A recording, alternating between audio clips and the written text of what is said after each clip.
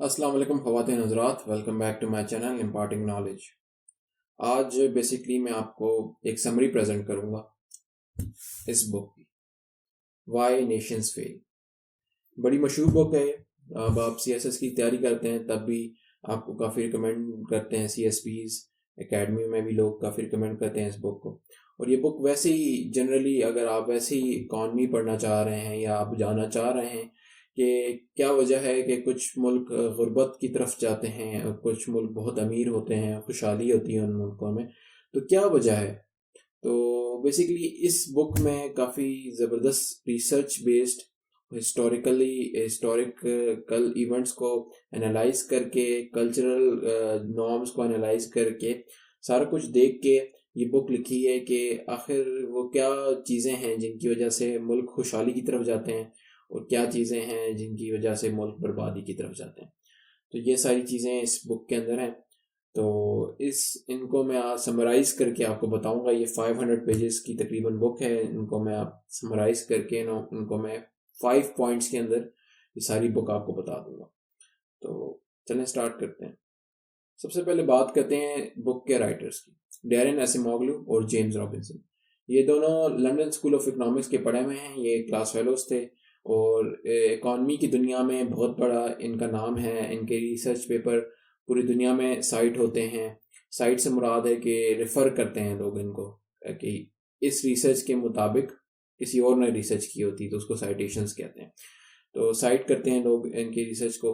और उसके अलावा ये दोनों जो हैं बहुत बड़े प्रोफेसर्स हैं। एमआईटी में डैरेन एसिमोग्लू इकॉनमी के प्रोफेसर हैं। जेम्स रॉबिन्सन भी बहुत बड़ी यूनिवर्सिटी में पढ़ाते हैं। और इन्होंने फिर ये दोनों ने मिलके एक बहुत ज़बरदस्त रिसर्च बेस्ड और एनालिसिस बेस्ड बुक लिखी है।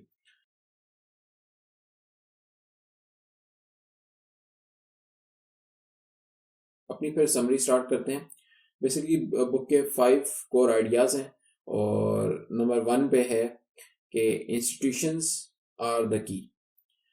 इंस्टीट्यूशन जो हैं इस एक कंट्री के, वही बेसिस होता है खुशहाली के या बर्बादी का। बुक के मुताबिक हर कंट्री में या तो इंक्लूसिव इंस्टीट्यूशन होगा या तो एक्सक्लूसिव इंस्टीट्यूशन होगा। सिर्फ ये 2 टाइप्स के इंस्टीट्यूशन होते हैं।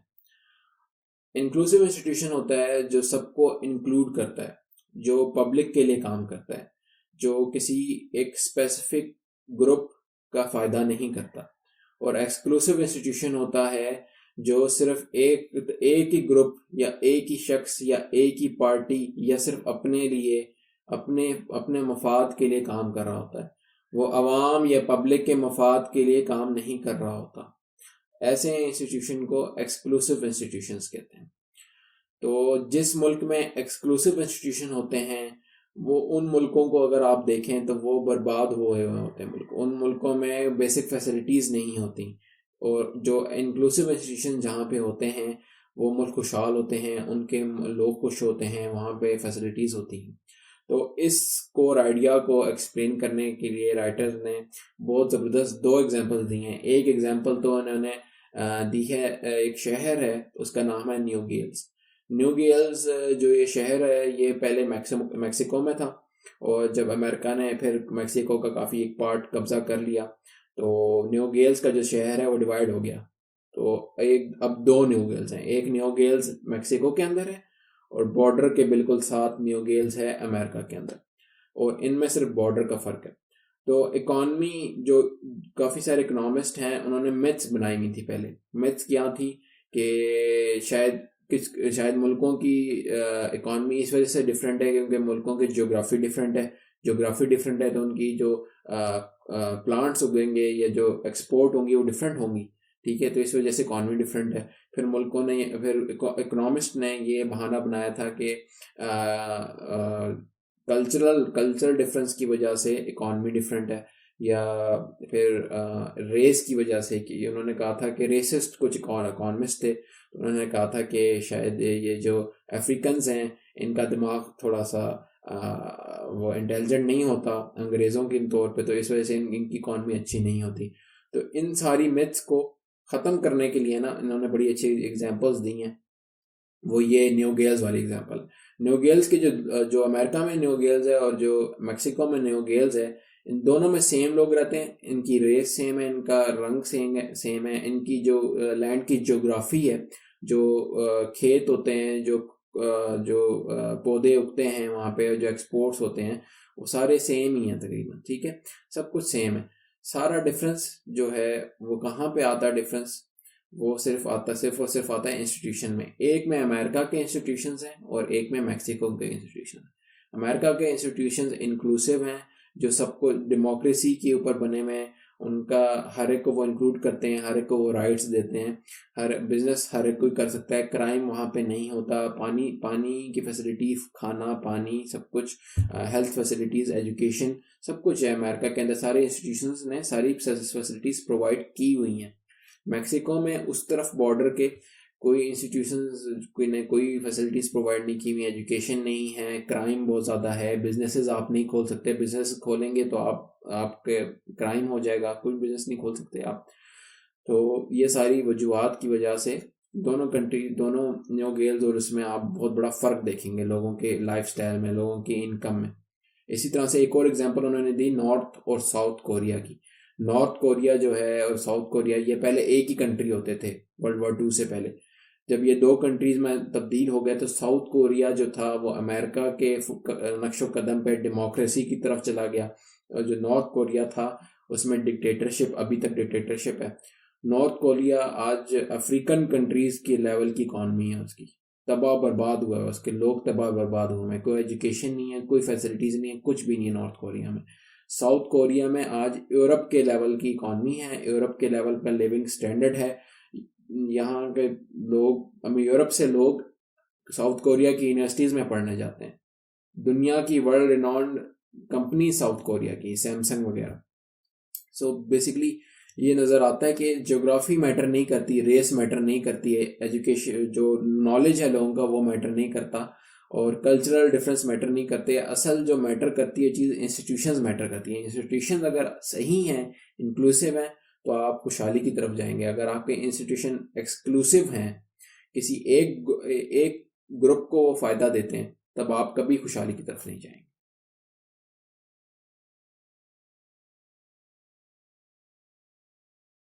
पॉइंट नंबर 2 है क्रिटिकल जंक्चर्स इन हिस्ट्री। अच्छा, फिर बात आती है कि हम इंस्टीट्यूशन जो हैं, इंक्लूसिव इंस्टीट्यूशन बने कैसे, एक्सक्लूसिव इंस्टीट्यूशंस कैसे बने, इन दोनों इंस्टीट्यूशन ये किस तरह से उभरे, डिफरेंट ममालिक में डिफरेंट इंस्टीट्यूशन बने किस तरह, ये सवाल आता है ऑटोमेटिकली जहन में। तो इसका जवाब बेसिकली इन्होंने इस तरह दिया कि हर कंट्री की हिस्ट्री होती है, हर कंट्री में बड़े छोटे इवेंट्स हुए होते हैं, और वो इवेंट्स जो बड़े बड़े इवेंट्स हैं वो उनको ये कहते हैं क्रिटिकल जंक्चर्स। जंक्चर्स ये होता है कि जो आपका रास्ता है वो दो रास्तों में बढ़ जाता है, जंक्चर आ जाता है, ठीक है। जैसे ट्रेन जब वो पटरी चेंज करती है तो वो या तो राइट जाती है, लेफ्ट जाती है, दो रास्तों में, तो उसको जंक्चर कहते हैं, ठीक है। तो ये जो इसी तरह जो हिस्ट्री होती है तो उसमें भी इवेंट्स आते हैं, ठीक है। तो अगर एक कंट्री राइट पे जाती है तो उसके इंक्लूसिव इंस्टीट्यूशन बन जाते हैं, और अगर लेफ्ट पे जाती है तो उनके एक्सक्लूसिव इंस्टीट्यूशन बन जाते हैं, सही है। तो बेसिकली वो ये ज़्यादातर कहते हैं कि ये लक है कि एक कंट्री ने क्या डिसीजन लिया, या एक कंट्री ने दूसरा डिसीजन लिया तो उसके कोई और इंस्टीट्यूशन बन गए।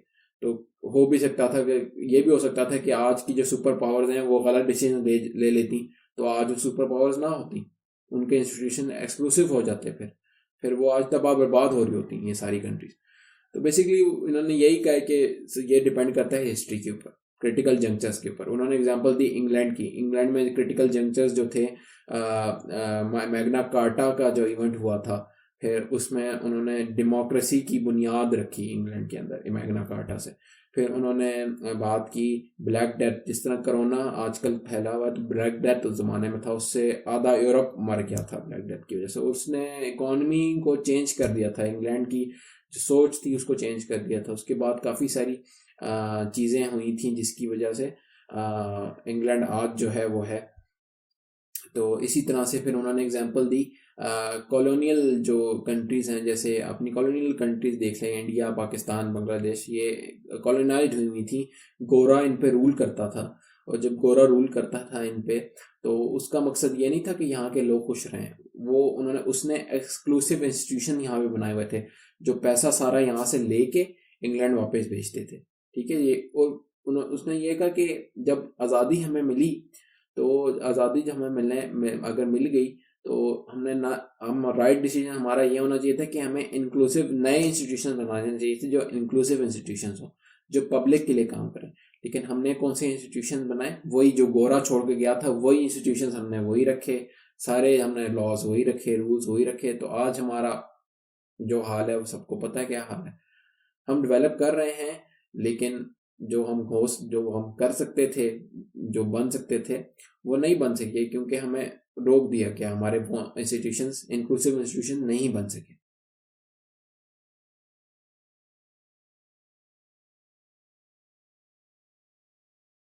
Okay, point number 3, pluralism and centralisation. अच्छा, प्लूरलिज्म का मतलब ये है कि एक कंट्री में अगर काफ़ी सारे ग्रुप हैं, बहुत सारे डिफरेंट ग्रुप्स हैं, और उनके पास इक्वल पावर्स हैं, इक्वल, कोई किसी के ऊपर डोमिनेंट नहीं है, कोई किसी को मार नहीं रहा या किसी पे बर्तरी नहीं शो कर रहा, तो सारे ग्रुप्स इक्वल हैं। ग्रुप से मुराद कुछ भी हो सकता है, रेसेस, मतलब कोई पठान है, कुछ पश्तो है, इस तरह से। अमेरिका में ब्लैक्स हैं, वाइट्स हैं, कुछ कोई नॉर्थ अमेरिकन हैं, इस तरह साउथ अमेरिकन हैं, इस तरह के ग्रुप्स हैं। तो अगर उस कंट्री में ग्रुप्स इक्वल हैं तो प्लूरलिज्म होगा, अगर इक्वल नहीं है तो प्लूरलिज्म नहीं है। तो इंक्लूसिव इंस्टीट्यूशंस के लिए ये ज़रूरी है, राइटर्स कहते हैं, कि एक कंट्री में प्लूरलिज्म हो।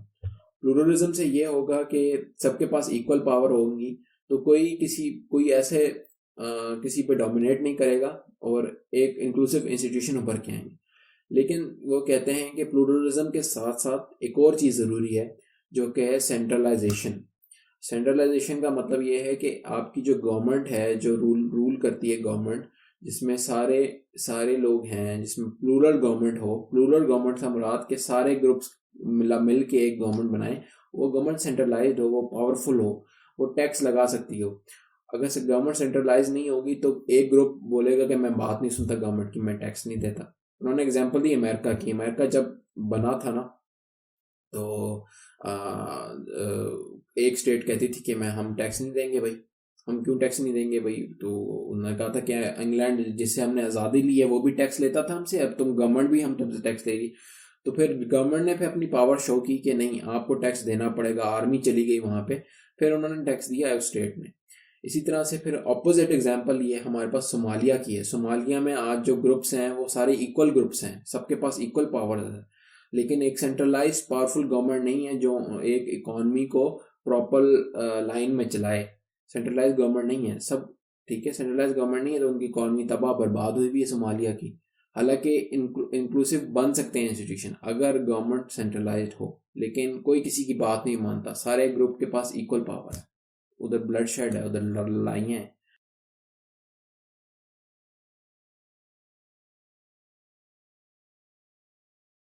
Point number 4, politics defines economy. Politics जो है वही इकोनॉमी को चलाती है। और कुछ लोग ये कि दावा करते हैं कि नहीं, ये अलग है, इकोनॉमी अलग है, पॉलिटिक्स अलग है, काफ़ी डिफरेंस है।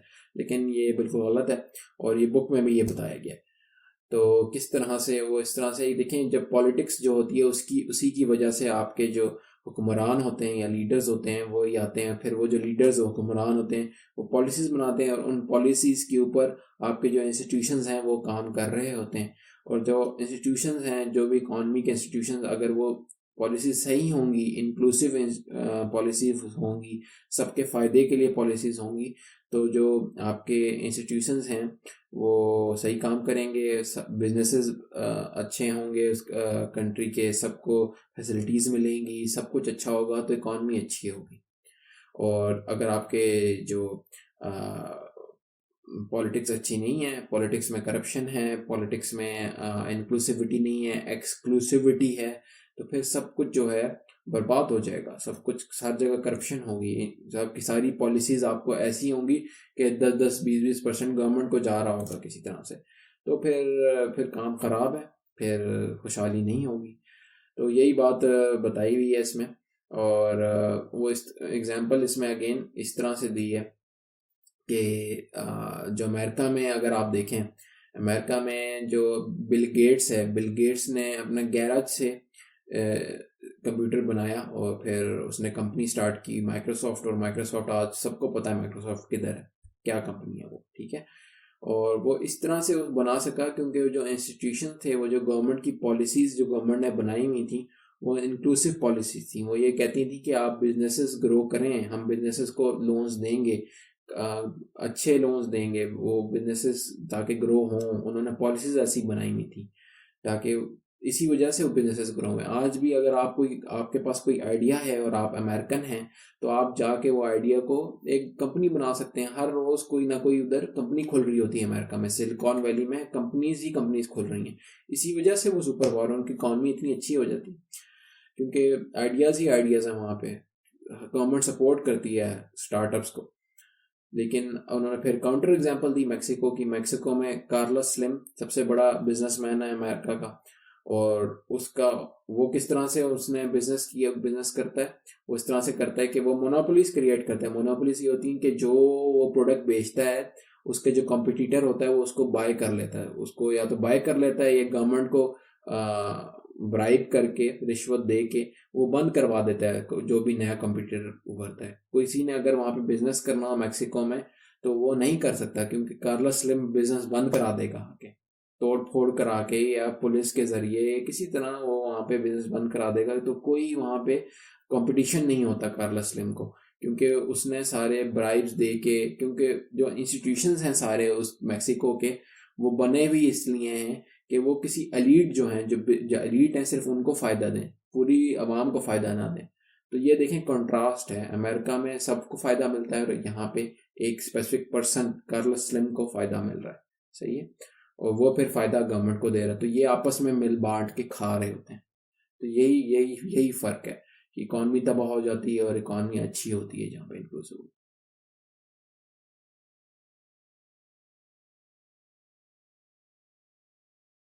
फिर पॉइंट नंबर 5, लास्ट पॉइंट, वो ये है वर्चुअस एंड विशियस सर्कल। अब वर्चुअस और विशियस सर्कल क्या है? सर्कल या फीडबैक इसको आप कह लें, फीडबैक लूप या इसको सर्कल आप कह सकते हैं। फीडबैक ये होता है कि अगर एक बंदा कोई चीज़ करता है या एक इंस्टीट्यूशन सही काम कर रहा है तो उसकी वजह से कोई एक बिजनेस चलेंगे, ठीक है, फ़र्ज़ करें बिजनेसेस चलते हैं, बिजनेसेस चलेंगे तो आपकी एक्सपोर्ट ज़्यादा होंगे और फिर बिजनेसेस चलेंगे तो आपकी अनएम्प्लॉयमेंट कम होगी, लोगों को जॉब मिलेंगी, लोगों का लिविंग स्टैंडर्ड अच्छा होगा तो लोग गवर्नमेंट को वापस वोट करेंगे और फिर गवर्नमेंट वही और आके इसी तरह अच्छी पॉलिसीज बनाएगी। तो ये तो ये सर्कल में चीज़ें चल रही हैं, एक चीज़ दूसरी चीज़ को प्रमोट करती है। तो हर चीज़ अच्छी होती है जहाँ पे आपके इंक्लूसिव इंस्टीट्यूशंस होते हैं, वहाँ पे सारी चीज़ें अच्छी होती हैं। एक वर्चुअस सर्कल में सारा कुछ चल रहा होता है जबकि जहाँ पे एक्सक्लूसिव इंस्टीट्यूशंस होते हैं वहाँ पे विशियस सर्कल होता है। एक्सक्लूसिव इंस्टीट्यूशन किसी एक ग्रुप को फ़ायदा देते हैं, वही ग्रुप जो है फिर जो है आके अपना फ़ायदा करता है, करप्शन करता है, अपना फ़ायदा करता है, जॉब नहीं मिलती लोगों को, अनएम्प्लॉयमेंट होती है, फिर लोग क्राइम करते हैं, क्राइम रेट बढ़ता है, क्राइम रेट की वजह से लोग इकॉनमी को और तबाही होती है, फिर ये जो एलीट्स होते हैं ये कहते हैं कि हम अपना फ़ायदा तो करें, इकॉनमी तो वैसे ही तबाह है, ठीक हो नहीं सकती इकॉनमी, हम अपना फ़ायदा करें। सब लोग अपना फ़ायदा करते रहते हैं और ये विशियस सर्कल चलता रहता है और कभी ठीक नहीं होता। और राइटर्स कहते हैं कि ये जो सर्कल अगर आपने तोड़ना है तो वो इसी तरह तोड़ सकता है कि हिस्ट्री में कोई बड़ा इवेंट हो और उस बड़े इवेंट की वजह से कंट्री फिर नए इंस्टीट्यूशन बनाए, नया पाथ ले, या तो राइट पाथ ले या लेफ्ट पाथ ले। अगर राइट पाथ लेता है तो वो खुशहाली की तरफ जाएगी कंट्री, अगर लेफ्ट पाथ लेता है तो बर्बादी की तरफ कंट्री जाएगी। तो ये थी हमारी एक बुक, वाई नेशंस फेल, और होपफुली आपको समझ आ गई होगी कि किस तरह से तबाही और बर्बादी होती है मुल्कों में। कुछ मुल्क आबाद हैं, खुशहाल हैं, कुछ लोग मुल्क बर्बाद हैं, गरीब हैं। तो होपफुली आपको समझ आई होगी। और अगर आपको वीडियो अच्छी लगी है और तो प्लीज़ लाइक ज़रूर करें। लाइक से ये होता है कि और लोगों को भी रिकमेंडेशन आती है वीडियो की। और शेयर करें अपने दोस्तों के साथ, जितना आप शेयर करेंगे उतने व्यूज़ आएंगे। व्यूज़ ज़्यादा होंगे तो आपका भाई जो है फिर खुश हो जाएगा कि व्यूज़ आ रहे हैं, फिर मैं और वीडियोज़ बनाऊँगा। अच्छा, कमेंट करें अगर आप कोई और समरी देखना चाहते हैं किसी और बुक की, तो वो भी फिर मैं बुक पढ़ के आपको समरी उसकी भी प्रेजेंट कर दूंगा। और इसके अलावा अगर आपने सब्सक्राइब नहीं किया हुआ तो सब्सक्राइब ज़रूर करें। सब्सक्राइब से ये होता है कि पहली बात तो बिल्कुल मुफ्त काम है ये सब्सक्राइब वाला। दूसरी बात ये है कि आपको नोटिफिकेशन आती रहेगी जब भी मैं वीडियो अपलोड करूँगा। ठीक है, वैसे भी वैसे ही आपको ऐसी वीडियो आती रहती हैं, तो एक भाई की भी वीडियो वहाँ पे आ रही होगी नज़र, तो ठीक है ना, अच्छी बात है, देख लेना। सही है।